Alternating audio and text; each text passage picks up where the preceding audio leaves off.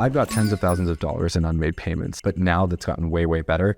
And I haven't really had that issue anymore. And so I thought I'd share just what I've learned over the past 2 years. So maybe you can save some of that pain and save those tens of thousands of dollars in unmade payments. The first thing I want to do is walk through the different kind of pricing options that you can try out. And then I want to walk you through my journey in the different pricing models that I tried and what I have found to be my favorite personally in my experience. To my knowledge, the main types of pricing models are either milestone-based or retainer-based models. And so usually milestones, at the start, we collect this amount of money, maybe 30%, maybe 40, 50, or 60%. And then at the end, we collect the remainder amount. Now, if there's a larger project, you break it up into milestones. Okay, when we finish the front end, we collect 30%. When we finish this feature, we collect another 30. When it's all done, we collect the final 30% of the payment. So at each milestone, you collect a certain amount of money. The other option that you have on how to price things is a retainer-based model. So that basically says you pay us X amount of dollars, X amount of money per month or per week or per quarter. Most of the time, it's kind of monthly retainers. When I started my agency, I started by doing lump sums and milestones. So basically I said something like 40% upfront, 60% at the end, or 60% upfront, 40% at the end. There are two main problems that I realized with this model. The first one is that sometimes people don't finish their projects when you work with clients who are still starting out. If they don't complete the last milestone or if they give up halfway through, a lot of the work that you did basically goes unpaid for. So that really sucked, and that happened to me a couple times. The second big issue that I found with milestone-based payments is that you cannot predict accurately when you can complete a milestone because development is prone to bugs and things like that. You don't know how much you're going to make at the end of this month. You don't know how much you're going to make next month because you don't know how many milestones you're going to complete. And the problem is you may think a milestone is done, but your client also has to agree that milestone is done.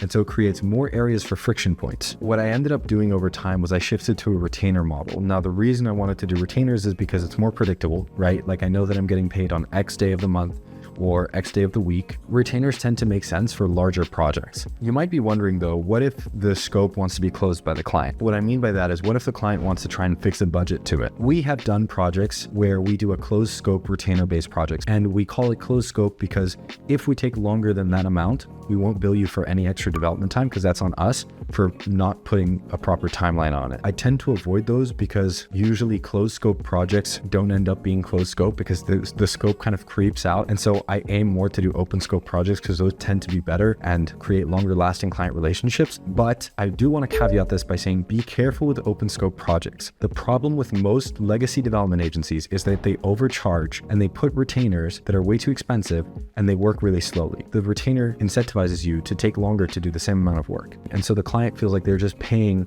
and the agency is taking really long to do something that they said, would take 2 months. If you're going to charge retainers, make sure that you can show progress on at least a weekly basis. Like a little tip I would give is if a client asks, okay, how long is this going to take? And you want to charge an open retainer, tell them longer so that you can over deliver. I cannot stress that enough. Like if you can tell a client something's going to be 3 months and you do it in 2.5 and they pay less, they will be so happy. They will be so happy. Now on to the second bit, which is how much do you actually charge? Like how much money should I actually ask for? Unfortunately, I don't have a great answer for this because it comes down to your situation. What is your stack? What is your specialty? What's your experience? I don't know that. I can't say how much you should charge because I don't know your situation. What I would suggest is just find something that you're comfortable with, that works for you, that you think is a reasonable rate. But also, if you're starting out, you can compete by being cheap. But if you're too cheap, people can assume that you're low quality. One of the best things I think you can do when starting out is basically tell people that you're giving an early bird discount. So you say, I just launched this agency. My typical rate is going to be, $25 an hour, but the first 3 projects I'm going to do for $12 an hour. You're competitive on price, but also people get an urge to buy because it's only the first 3 projects. And you say, oh, I'm in talks with a bunch of people.